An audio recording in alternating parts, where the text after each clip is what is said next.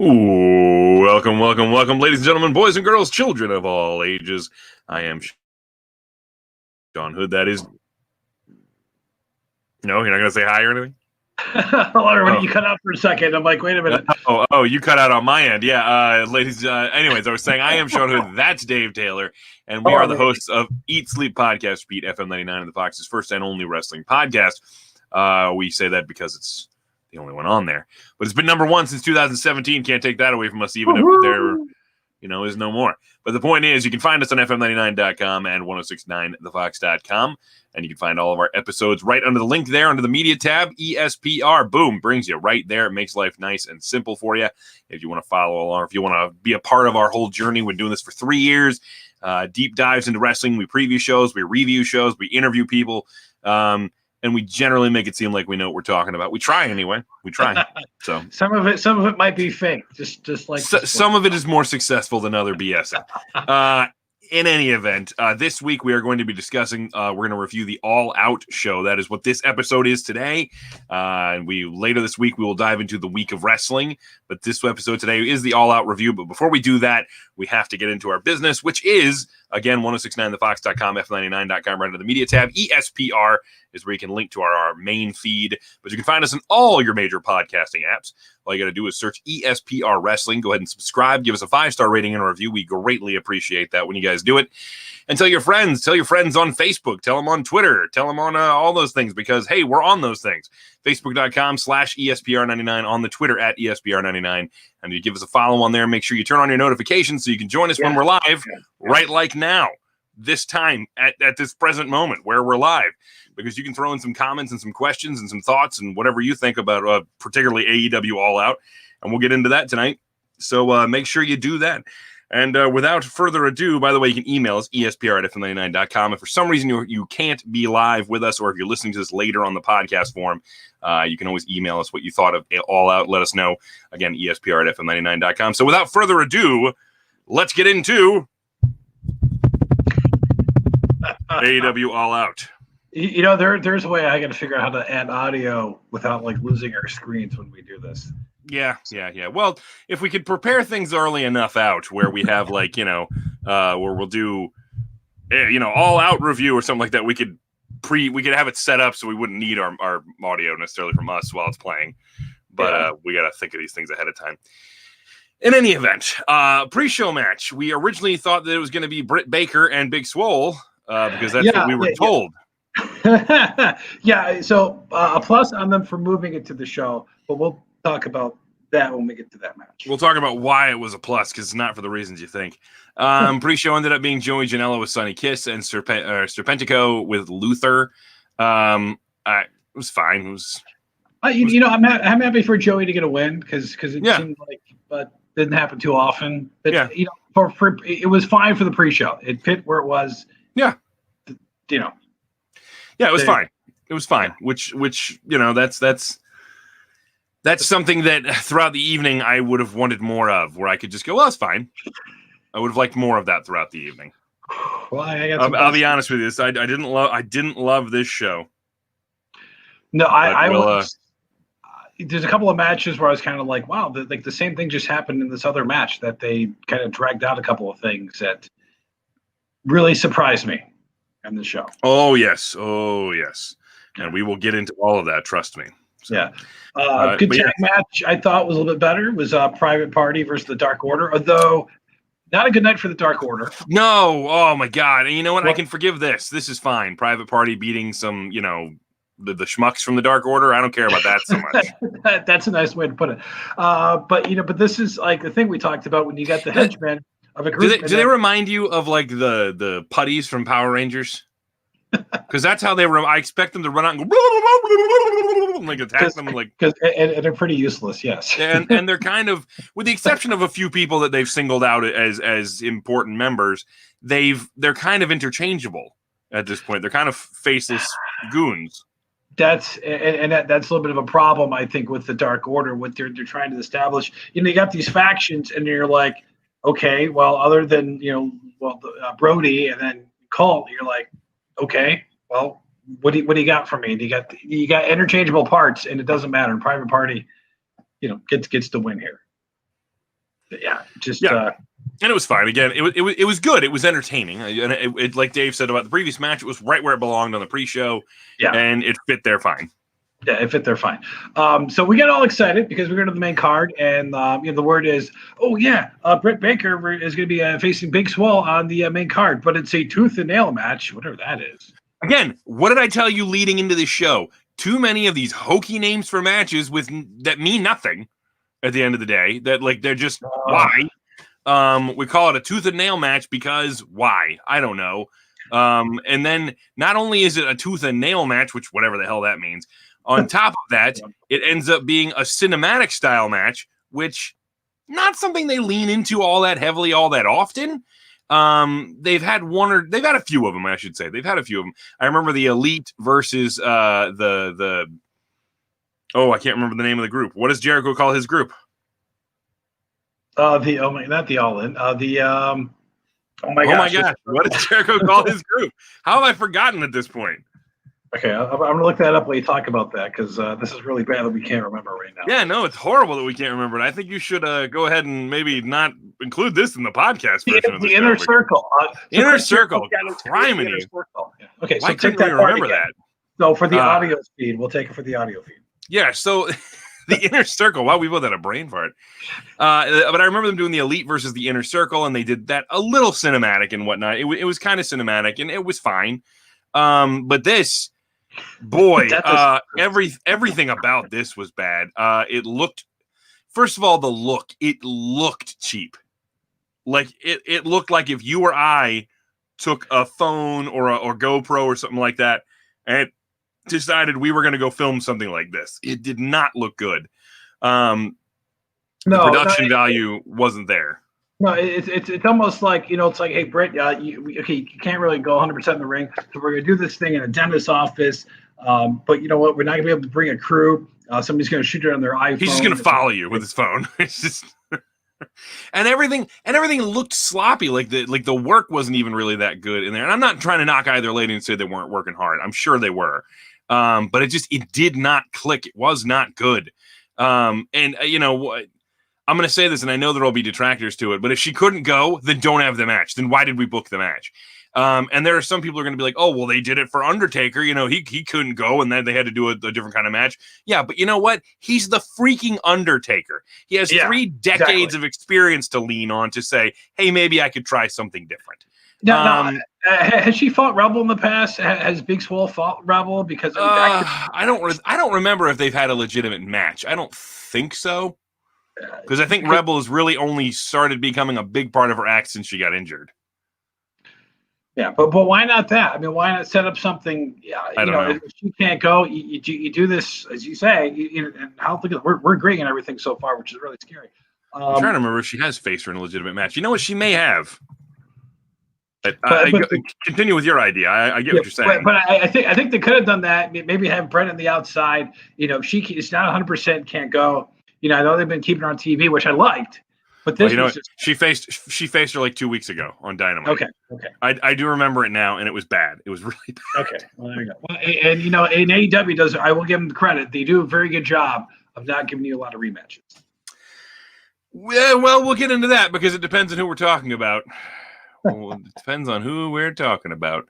Right. I feel like I've seen the same freaking tag teams face each other a million times and then that, it's funny, we talked about the Dark Order earlier, and that's kind of one of the things that I feel about the Dark Order is they're like, hey, we need them to face somebody else this week. Just throw Dark Order masks on 2 guys, and let's just say that they're facing the Dark Order, so that we don't put them up against Private Party again, or something. You know what I mean? Yeah. Okay, there's a little bit of that. They do need to fix the tag team scene a little bit because why are Pentagon and Phoenix not at the forefront of your tag team division? I do not understand that to save my. But if Pentagon and Phoenix aren't at the forefront of your tag team division, then they should be at the forefront of your singles division. Like, there is no reason on this planet that Pentagon himself, the dude doesn't speak English, and I get that, but he cuts amazing promos, even in Spanish. You understand what he's trying to say. Like, you get the vibe, and he is awesome. There is no reason he should not be in your main event scene. He can absolutely carry that. But whatever. That's neither here nor there. We're just going to put them in Eddie Kingston's group, and maybe something will happen there, hopefully. Hopefully. The next match was the 21-man Casino Battle Royal. Speaking of Eddie Kingston's group. Yeah, whenever she's a future AEW World Championship match. So here are all the competitors. I'm going to leave TBD up there because I don't Yeah, want yeah. him. My pick in this was Pentagon because I was hopeful, but I was wrong. I should always know to go against my heart. Go against your heart. But you mentioned Lance Archer. Oh yeah, without a doubt. I thought Lance That was one Archer guy, was because yeah, I thought he was he looked like he should win this based on leading up to it. And I mean, he's one of those guys who kind of he needs it. He's had some wins since he lost that. His first big match he had was against Cody for the TNT title, and at the end of that tournament, and he lost it. And so he's been kind of rebuilding since then with some wins over guys here and there, and that's awesome. You know, that's a good way to do it. Let's build him back up and get him into another spot. And here he is. He's in this. He's got Jake. So, which I'm sorry. This was a train wreck of a battle royal. It was not good. I don't like the 5 guys come out at once thing. I just don't. I know that people are going to say, oh, well, it's different. It's not my thing. I don't dig the 5 dudes coming out at once. I like that concept, but like there's times where there was like too much when some guys are on the outside and they're still there. Kind of thing. It's just diving off. And I'm like, I don't know at that point who's in the match or who's not in the match. I that part to me was a little weird. I like the concept. And it's always weird because the TBD is always, some guy we're going to bring in. And and then this time that dude ends up being Matt Sydal or Seidel. I don't remember how he says it. Yes. For the longest time, I remember calling him Evan Bourne for a long time. I was, but he, I got used to calling him that for so long. I was like, wait, Seidel, dang, say it right. But he comes out and immediately, goes airborne. Immediately, well, sure, that's what he did. It was kind of airborne. He got on the ropes. I'll give him that. He got on the ropes, and that was about it. But he had this cocky arrogance because he's like, "I'm back. Here I am." And then what's he supposed to do? Come out and go, "Oh, gee, I don't know, guys. Oh boy." Well, that would have fit what he did. I mean, you're right. It would have, and I mean, it's unfortunate. He made a mistake. Yeah. It is what it is. That sucks. For the record, I know there were reports going around that he was under the influence of something when he was out there, but I'm not getting into that right now because until something concrete comes out about that, I'm not addressing that. I just hope that's not the case because I know he had some battles in the past which cost him his WWE career. Which is why I don't feel like speculating on it right now because it's not something worth getting into until there's actual proof of that. This could just be somebody somebody started stupid speculation about it because he missed a spot right away. And they're like, oh, did you see that? And they use that as their proof. And I don't know. So until then, I'm just going to treat this like it was an off night for Matt Sydal. And he just didn't look great. It happens to people.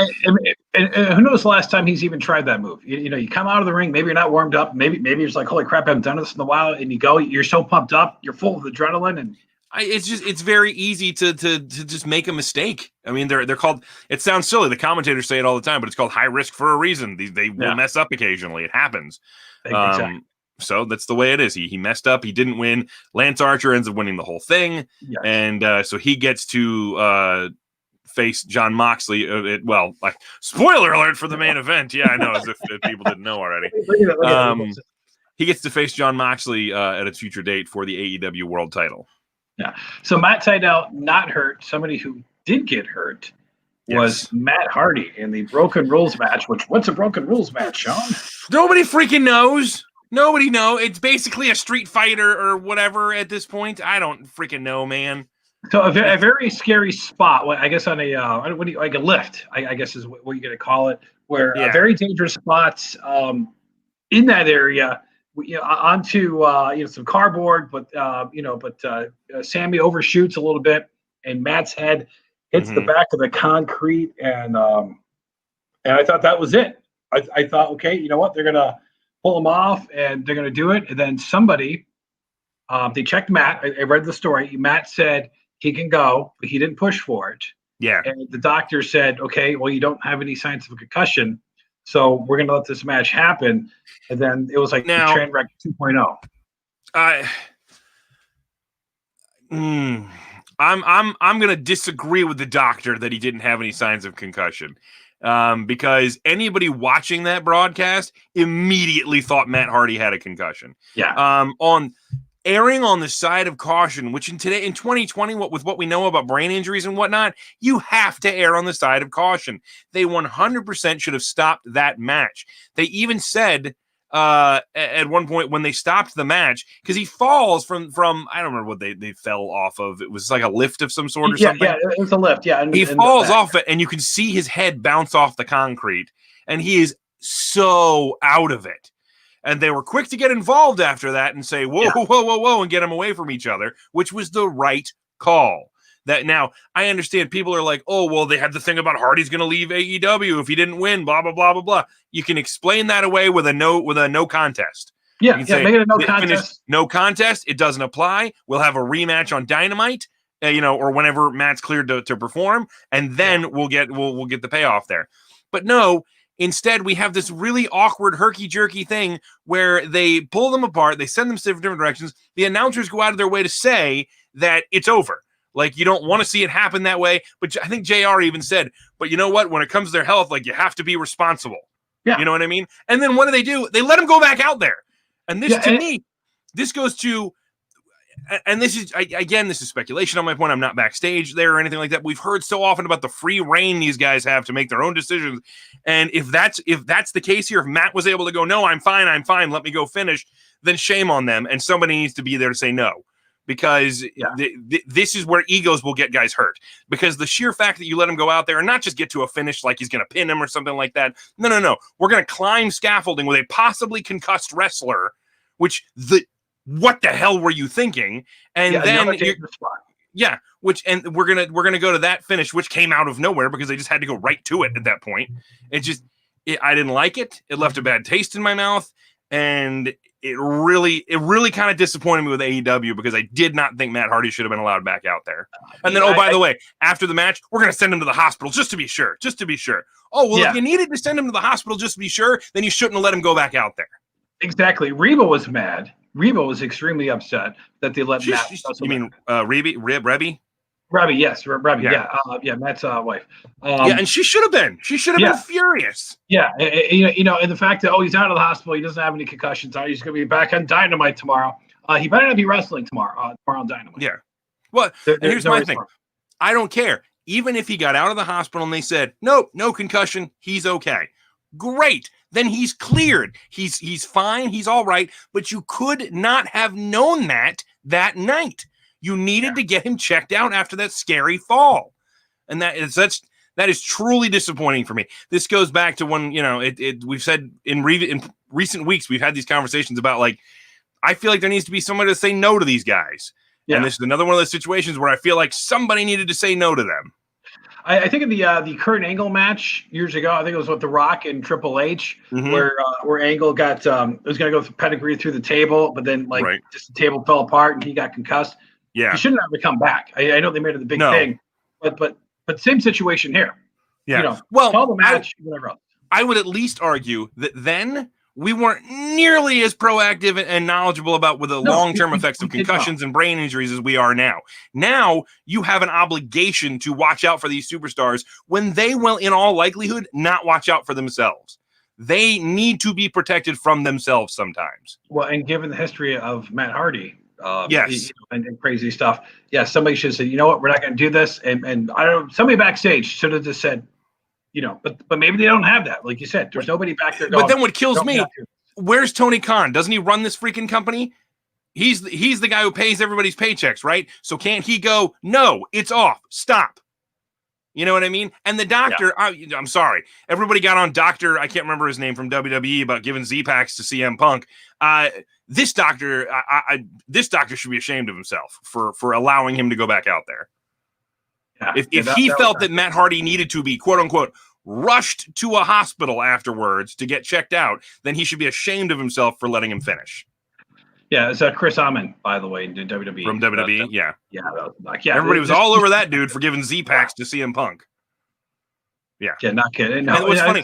I even saw somebody talking about this match afterwards, and they said this didn't really help any storyline at all. They said the only storyline this created was that their ringside physician is the biggest heel in wrestling. And I was like, all right, fair enough. Maybe that's the route we're going to go. He's an evil doctor. I don't know, but maybe they felt their hands were tied with the stipulation. But that's dumb. It's an easy out, no contest. We explain it next week. Absolutely. But annoying. Annoying is what it is. One match, which by the way, I apologize because I accidentally skipped over this last week in our preview show because we're running out of time, was the AEW Women's World Championship match. Did we skip over this? I thought, no. Yeah. Holy crap, how did we? Because I thought this was going to be the best match of the night, and lo and behold, it was. It was good. I wasn't crazy about the ending of this match. And towards the end, it got a little wonky. It did because it was like one sided and there was no drama. It was just like, okay, I'm gonna with my move. I do love the move where she's on the back. That is a great move. I don't know what it's called, it just felt like, okay, she got a 2 count here and one more move and then a 3 count. Yeah. And I just like, that's it. Like there's no big finish of any kind. It's a definitive win for Akira. Without a doubt. I mean, I'm a big fan of the out of nowhere finishes because they create the idea that things can happen at any time. Don't be trained to wait for a finisher, which I enjoy because I hate when wrestling, and that's what turned into. That was one of the problems with Randy Orton matches for so long. It was like, well, just wait for an RKO. We're just gonna sit here and wait. You know what I mean? For an RKO because he's gonna do a side headlock for most of the match, and then he'll hit an RKO and it's over. But that was one of the things I loved about the Drew McIntyre Randy Orton match was that out of nowhere nobody hit a finisher yet, and he won with a backslide. I loved that because it created this can end at any time, so you need to take the near fall seriously. So I enjoy things like this, even when it seems like it's kind of abrupt. I like it because it's like, oh, okay, it can end whenever. Take the near fall seriously. Yeah. Well, I like abrupt endings too, but I didn't feel like this was abrupt. It's just like, she had a move, 2 count. It's one more. It just wasn't like drama. It's just like, okay, she's just gonna keep, kicking her or giving her, knee or whatever, and then just, then the match is over. And by the way, I know there's a crowd there. Were they not mic'd? Because I didn't hear. I understand that it's only like 10% capacity or 20% capacity or whatever it is, and they're sitting a ways back. So I understand that. I completely do. But they have got to find a better way to mic this crowd because you're in an open air arena, so you're already losing noise. You've got to find a better way to mic this crowd because they are. I throughout the whole night, I kept thinking to myself, wow, this makes like the crowd sweetening from Thunderdome and whatnot sound great. Yeah. Which I'm all for the sweetening with everything going on, and maybe in AEW. And this is not a knock, but sometimes there's never a clear, 100% clear face, 100% clear heel. And some of the matches where it's like, okay, well, we'll just cheer for the Young Bucks because we like them, but even though they're supposed to be heels this week, I don't know. But either way, Hikaru Shida and Thunder Rosa. Amazing match. I thought Rosa actually came out of this looking fantastic. To me, for the year 2020, she's going to be the woman that everybody is trying to steal away from the NWA. I think AEW has, if they didn't immediately last night start throwing dollar signs at her, throwing dollars at her to try and get her to leave NWA and come to them, they're crazy. And if WWE didn't watch that and go, "Ooh, we need her," then they're crazy too. I am curious to what her deal is. If she's going to be, if this was a one-time deal with AEW. I think it was just cross-promotional with NWA for what it was. Yeah, it doesn't hurt AEW in India. Well, they need women wrestlers, so this is what they have to do in AEW. Yeah, agree. So 8-man tag match: the Dark Order versus Matt Cardona, Scorpio Sky. This could have been on any average Dynamite episode. Didn't need to be on the pay-per-view, and it furthered the story with Colt Cabana to a degree, but it did absolutely no favors for anybody in this match. It was kind of ho-hum as far as the action. It was fine. It was, whatever. But Brody Lee just came off this dominant win over Cody, looking like a monster, and then they lose this 8-man tag match. Why? You could have told an effective story in here with Brody getting angry at Colt about something else. You didn't have to make him lose the match. It just you finally made the Dark Order seem somewhat threatening, and then they got beat by 4 guys. Well, just like the opener, those guys are interchangeable. Other than Colt, it's just like Okay. You had Colt, you had Brody Lee. I think wasn't it? It was Colt. It was Brody Lee. It was Stu Grayson and Evil Uno. Literally the 4 biggest members of the Dark Order. So like, there's no reason that they lost this match. Yeah, doesn't make any sense. No, it doesn't. Had Brody Lee not been involved in the match, I wouldn't have been as annoyed. And Brody Lee didn't take the pin, so that's better. But it just didn't make sense. The Dark Order should not have lost this. No, completely disagree with that. Next match, which to me was something that I know I looked forward to, was to see the Jurassic Express versus the Young Bucks. Yeah, same. I was looking forward to this too. It ended up being a fun match. We're seeing a little bit more. The one thing I got to say though is I'm not. Spend it out. There's edge on them. You know what I mean? On the Young Bucks now, but they're not. I don't know. I don't really understand it so much. It doesn't seem. But they kind of been that way. I mean, even going back to the tag team tournament, they're coming out. Which, by the way, we're jumping around here a little bit. The Young Bucks versus the Jurassic Express was like the second card on the match, or second match on the card. Really? Did I? No, yeah. I got that. No, I'm looking at the live review. You know what? You're right. Wow. Okay. You know what? I put that wrong. I'm looking at the review listing for the live. The you're right. Yeah, I put that in the wrong spot. That's all right. No worries. I just want people to know we're jumping around. It wasn't. It wasn't here. I didn't want them to think it was scheduled in a weird place, because that would have been a weird spot for that. But this is the thing where, like, okay, are Young Bucks supposed to be heels because they act like they get cheered? That's what I'm saying about. They have this edge now, but I don't really get it. Like, I don't know if they're heels. I don't know if they're just frustrated. I don't know what's going on with them. And like, we can't seem to tell a coherent story with the Elite. For a while, it seemed like Kenny Omega was getting edgy and maybe going to become a heel because he was attacking guys after the bell, and Adam Page and the Bucks had a problem with that. Then it's, we're back to Adam Page disappointing everybody in the Elite again. And then it's like, now the Young Bucks seem to be angry with everybody. What are they all just going to turn heel and become best friends again now that they're all heel? Like, I don't understand what's happening. But that notwithstanding, I did enjoy this match. It was fun to watch, because they're all entertaining guys. They're all entertaining dudes who can put on a good match. Now, did they earn a tag team title match with their win? Was that the deal in this match? I didn't see any. I don't know if that was official. Okay, all right. But speaking of tag team title matches, all right. Kenny Omega, Adam Page versus FTR. Okay, see, the ending of this one bothered me just like the women's match, where with the 2 spike pile drivers, and it just felt like, what's Adam Page doing? I mean, it just seemed sloppy at the end of me. Or I don't know what, but I don't like it. Well, I think that was, I don't know. Page got hit by Omega, right? Didn't he hit Omega? Didn't Omega hit Page on accident? They had the collision. Yeah. So, I mean, I guess he's supposed to be laid out by that or something like that, because he hit him with what? The V trigger, right? His knee move, jumping knee. So, I mean, that's supposed to be, super damaging. He's going to be laid out by that, especially that late into a match that was 30 minutes long. I'm going to be with Dave on this one, by the way. This match was too long. This match was about 10 minutes too long. It should have been easily 10 minutes shorter. But here's the thing. I don't know that I would have felt that way had there been crowd noise. Yeah, you know what? And on top of which, who the hell am I rooting for? Don't know, because are they a heel this week? Are they a face this week? What is it with FTR seems very clearly to be heel at this point. Yeah. But like Omega and Page, I don't know why I'm supposed to cheer for them. They've given me no reason to really want to cheer for them at this point. There's no sympathy for them. Zero sympathy for them. If you're supposed to be a babyface team, like, okay, Jurassic Express, sympathy, because you have the underdog in Jungle Boy. Yeah. And Luchasaurus. How can you not like Luchasaurus? I love Luchasaurus. Somebody said that he needs to lose the mask and get a real gimmick because it's holding him back. And I'm like, kiss my ass. It's fantastic. I love Luchasaurus. Will he ever climb to the height of WWE with that? Probably not. But I don't care. He could be in AEW, and I'm fine with that. He's a treat. He's a treasure. Exactly. I agree. Don't you dare besmirch the good name of Luchasaurus. It's a proud family name. But this match, okay, here's the other thing. I love the FTR style because it is Brainbuster style. It is totally an art, totally from the corner. Makes perfect sense.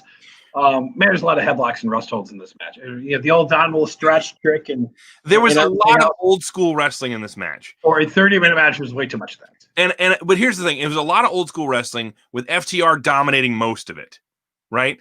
And that only works with A, the crowd noise, and B, sympathy on the team that they're beating, the team they're wearing on, because you want to root for that team to come back from all this abuse and whatnot. But if I don't have a reason to care, I don't really get there. I'm kind of like, just okay, pick things up. Let's pick up the pace a little bit, and that's unfair to FTR because they're working the style that they work, and just because there's no sympathy built up for the other team, it's not working. You know what I mean? And granted, people can say, "Oh, then they need to wrestle a different kind of match." All right, maybe, but they had a crowd there. Probably thought maybe they'd get some kind of noise from them, but that didn't translate on TV at all. Maybe they heard something we didn't. I don't know. But maybe it sounded better in there. But listening to the commentary, with JR and Tony and everybody, it's like it's just something was just missing. I mean, something. I don't know what, but it sounded quieter than when there was no fans there, when it was just the wrestler at ringside. And that was the thing too, with the wrestlers at the side there, and I'm like, I can't hear them. Now granted, it's a long match, like you said. There's a lot of abdominal stretchers, a lot of headlocks going on, and you're just kind of like, okay, well, nothing's going on until the end, and you're just like, well, I hope the gosh darn thing ends. And I stopped caring. Okay, Spike power driver, it's going to be over. Can he kicks out?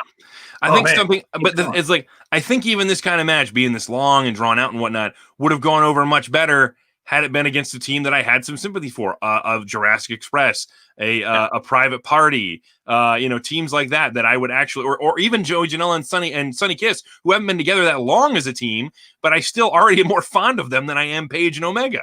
Yeah. So it ends up being to the situation where I just don't feel like that worked. And I feel like there's this general sentiment of, well, it doesn't matter who's the heel and who's the face. The work rate will win people over. Well, this clearly proved to you that's not the case. The FTR went out there and had a really good match. They did. They worked a really good style. It went on a little longer than I would have liked, but that's what it is. But they went out there and put on a good performance, but without the drama of the heel versus the face, the invested storyline in this, it just didn't click. And it keeps it from being a really good, great match. Yeah, and see, and this kind of ending was the same problem I had with the women's title match, where it just felt like they hit their move, okay, kicks out, and there's like, and then they just do it again. There was no, I didn't need like a roll up kind of win or whatever else. Right. I know it's not always your style. Yeah, for me, I guess it's kind of like, why bother with twice? Yeah. Like what did doing it twice accomplish that once couldn't do? You show us the fighting spirit of Kenny Omega. Like, we've seen that a million times. Anybody who's familiar with Kenny Omega knows that. And you're making the Spike Power Driver a worthless move by kicking out after for 30 minutes. But that's an end-all, be-all of a move unless you're awful. A pile driver itself is supposed to be an end-all move. Yeah. A Spike Pile Driver should the end. And this is one of the issues I have with the kicking out of the finishers and whatnot. Again, I when it serves a purpose, I guess, it's fine. But I just don't get what purpose it served here, like how it helped anything. Yeah. Unless they made a bet and they were like, I bet we can get this thing to 30 minutes. Like, all right, I'll kick out of this one and then we'll hit it one more time and boom, we're there. Yeah. There you go. But I don't know. I mean, again, everybody tried hard. It just, there was no drama there, and the lack of crowd noise really hurt it. Let me ask you this: with FTR and everything they did in WWE, and people judging him a certain way. Okay, not having it was a good match, but not a 4 or 5 star classic. I don't know what Dave Meltzer rated it, but well, it wasn't in the Tokyo Dome, so I'm sure it was. It wasn't. But it's something to say, hey, these guys, okay, yeah, they're good, but maybe they're not as great as we. Oh, they're going to start getting that reputation soon because they have yet to have a great match since leaving WWE. And granted, they never really got much of a chance to have those on the main roster anyway in WWE, but they're kind of living off the reputation of Undisputed Era and DIY matches they had in NXT. Which, you look at the guys they were up against, and I mean, at a certain point that you're kind of like, okay, well, I mean, that was almost a guaranteed hit. Their best WWE match was the night they won the titles from Bobby Roode and Gable. Gable, yeah, before he was stupid Shorty G. Which they got to make that a longer match, right? And that added the drama because you had the crowd and everything else. And by the time that match ended, people were excited, right? Now some people, I have seen some speculation out there that we talked about two finishes that were kind of, we were like meh on. One of them was the women's match you were talking about, and you just seemed like about it. Supposedly, and this is again reports going around, it's not guaranteed. With things that happened in the Sammy and Matt match, they didn't get to have a big chunk of that match still. And so the women had to fill time all of a sudden they weren't expecting to fill. And so the ending did seem a little out of place because it probably kind of was. But in any event, just throwing that out there real quick, that maybe there was a reason why that seemed a little out of sorts. But I think the women filled the time very well. All right. Again, let's move on from this tag match. It's just making me angry at this point. Well, this is going to make you angrier. Oh. Mimosa Mayhem match: Jericho versus Orange Cassidy. This, if I never see another Mimosa Mayhem match in my life, that's okay. If I ever see one again, it better not be anything more than the main event of a Dynamite. Yeah, because that's where it belonged. Was on Dynamite. This match did not deserve to be on a pay-per-view, especially not the co-main event of the evening, is what we'll call it. I've seen this before. It's a slop match. You know what I mean? Somebody's gonna get thrown into something. The end. Which I don't know if you noticed but I probably can't point to one great match like that. If I'm thinking in my head, I'm like, I don't think I can point to one great match where the objective is to throw your opponent into this gunk, whatever it is. I try to think even like the Triple H versus Henry Godwin, maybe in 90s. No, that's not a great match. I don't know. The majority of the rest of them we all remember were like women's matches from the Attitude Era and the Ruthless Aggression Era, where they made them wrestle in pudding or they throw them into mud or whatever. Exactly.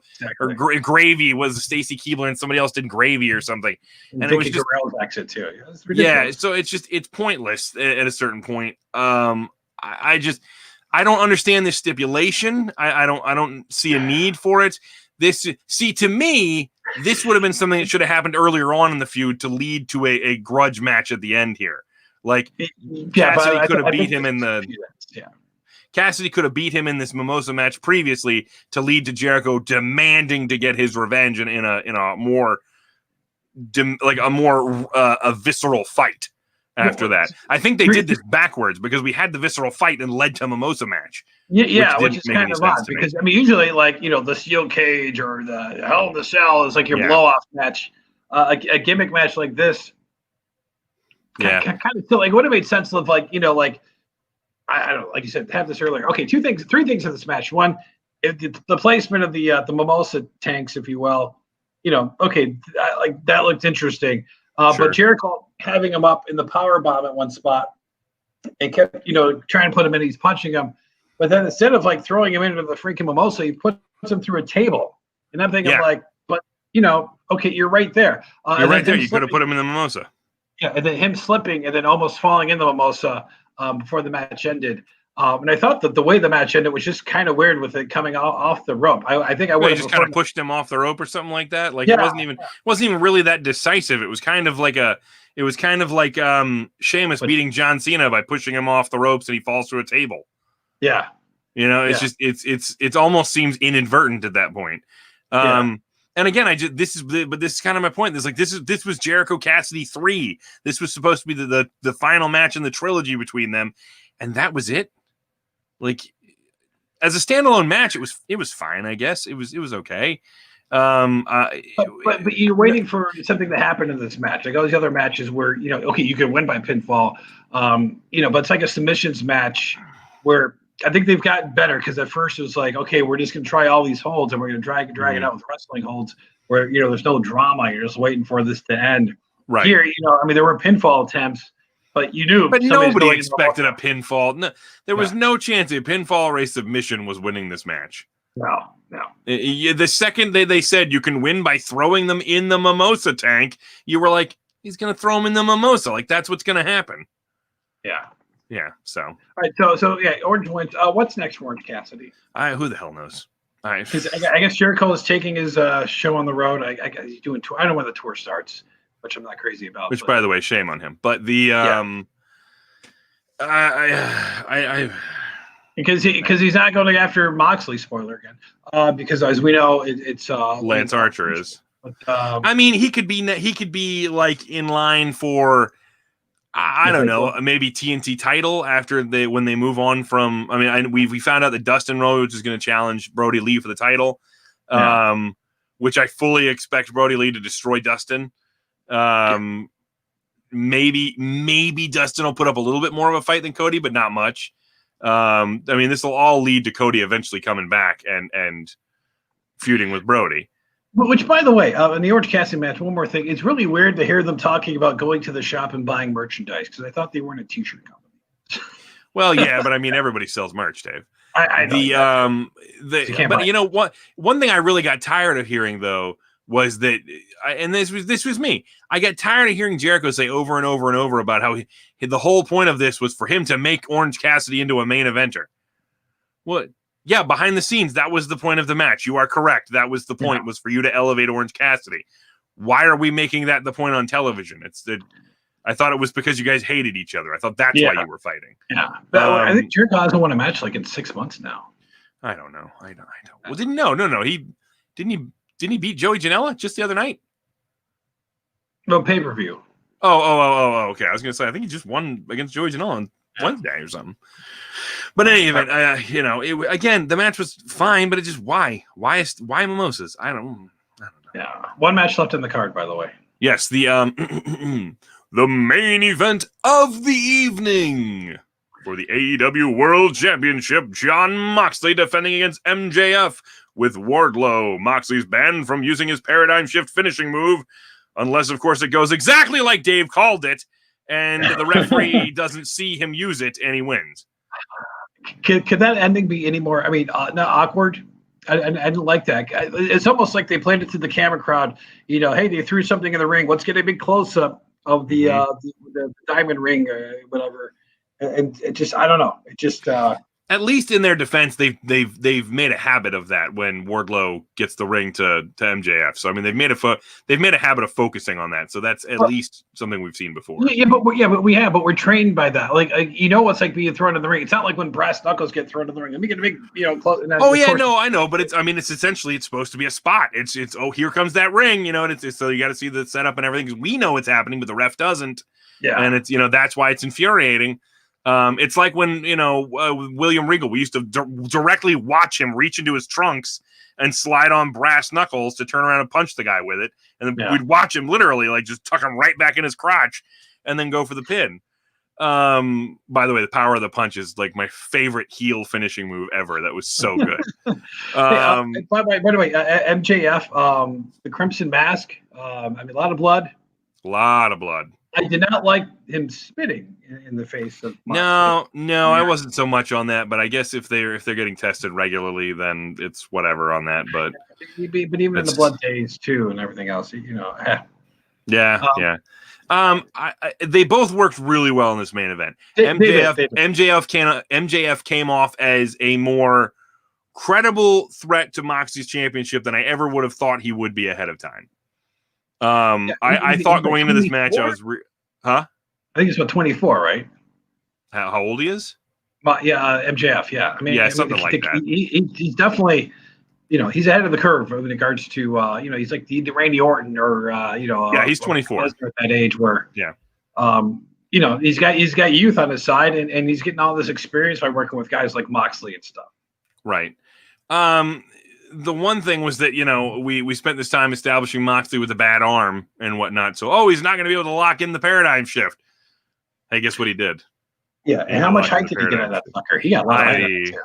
Did you say sucker or what did you say? Yeah. Okay, I had to clarify because you kind of cut out for a second. So I need to clarify for the podcast audience. A lot of height in that sucker when he hit. Yeah, there we go. It was. I mean, they both worked really hard. It was a good match. The crowd. Wish the crowd was there for that. I wish the crowd was there for that. But I don't know. It wasn't like. I know we're poo-pooing a lot. The finish we liked. Yeah, but the finish was just kind of ho-hum for me as far as like, okay, there's the predictable finish. Is like, right. And so now it makes it seem like, okay, well, they're not gonna now. I mean, so now you'd think to yourself, well, MJF has to get another shot, right? Because, I mean, he's very clearly going to point out that Moxley cheated. Like, he used the move he wasn't allowed to use, you know? You need to go to President Jack Tunney and get the decision reversed or get another rematch. Or what would be kind of funny, actually, is if MJF, like, came out and started making that case, right? And, like, he's making the case, like, to somebody in management, right? Like, he's yelling in their face. He's like, you just strip him of that belt and give it to me. I won that match, blah, blah, blah, blah, blah. And Lance Archer comes out with Jake the Snake Roberts, and they would just remind him gently that Lance Archer won the Battle Royal, and he has the next shot at that championship. So if MJF wants to be champion, then he's going to face Lance Archer. And then MJF can think about it long and hard and then go, I'll take the winner. You know, I'll go after whoever, you know, wins that one. Like that would put over Archer as a threat, and then just you could move MJF off to the side for the moment, and then he can re-enter the picture. Yeah. Because I mean, we all know MJF isn't the tough guy. He's going to be the Weasley heel. He's got a vicious streak, but he's not toe to toe vicious with Lance Archer. No, that's not happening. No, so not right now. Not right. But now. In any event, he's definitely growing. The matches of the night were probably Hikaru Shida and Thunder Rosa and Moxley and MJF. As far as, I mean, just they both matches were really well worked. And yes, it did seem like we poo-pooed a lot on this show. But to be perfectly honest, if you go back and listen, this was probably the first AEW pay-per-view that we've really poo-pooed. We've really enjoyed most of the stuff they've done. And this was just kind of their first all-around disappointing show for me. Yeah, an all-out disappointment. Well, with that, I think we need to get out of here before the boos get too loud. And those AEW hardcores, and I might share this in an AEW Facebook page. I may regret that later. You probably will. You probably will. Share it on some WWE fan pages. They'll because there's that one group I'm a part of, and I'm like, you know, and a lot of people were for it, but you know, it's like, how did you not poo-poo the dentist about the tooth and nail? I don't know. Yeah, I enjoy the Young Bucks and Jurassic Express. We'll get some heat because people don't like our opinion about this. They're mad that we didn't like this. But this is the thing. This is what we tell you guys all the time. We watch a lot of stuff, and we try to be as objective about it as possible. We don't try to have a favorite. We don't try to have, you know, we don't go into watching an AEW show as a WWE fan. You know what I mean? We don't go into watching a WWE show as an AEW fan because we don't want to go in automatically disliking everything they're going to do. We want to be able to absorb what we see and decide if we liked it on our own. And this show just didn't get there for me. Like, honestly, if I'm grading this show out of 10, I don't know. I mean, it's not the worst show of the year. I mean, no, it's not the worst show of the year, but it's not good. It was not overly good. 6 is probably about right. 6 out of 10. You know, and some of that too is on the decisions, like letting Matt Hardy continue. Yeah. Well, 100%. That took away a point from you already. Had this been an amazing 10 show and you made that dumb decision, I would have given you a 9 because you made that dumb decision. Yeah. So, is what it is.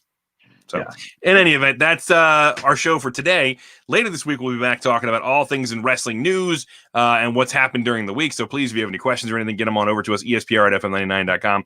Remember to follow us, Facebook.com/ESPR99 and on Twitter at ESPR99, and turn on your notifications so you'll know when we go live on Friday night. That's when that'll happen. And we can cover all sorts of stuff then, interact with you guys. And remember, on your podcasting apps, just search ESPR Wrestling. Go ahead and give us subscribe, then give us a 5-star rating and a review. We greatly appreciate it when you guys do that. And until Friday, which is only 3 days. Hey, by the way, hopefully SmackDown is as good as it was last Friday. Hopefully it was good last Friday. Hopefully. Because Raw was, anyway. Raw was a thing that happened. All right, so. We there's things that on the WWE side we're going to trash. And are there? So boy. Make sure you turn in Friday for that because, boy. Yeah, so until next week, remember to eat. This week. Until Friday, remember to eat, sleep, podcast, and repeat. I need a drink. Yeah. After all that, we'll be repeating in 3 days. So good night, everybody. Like my mouth is moving. He's drinking the water the whole time. I am talking the whole time, and we're out.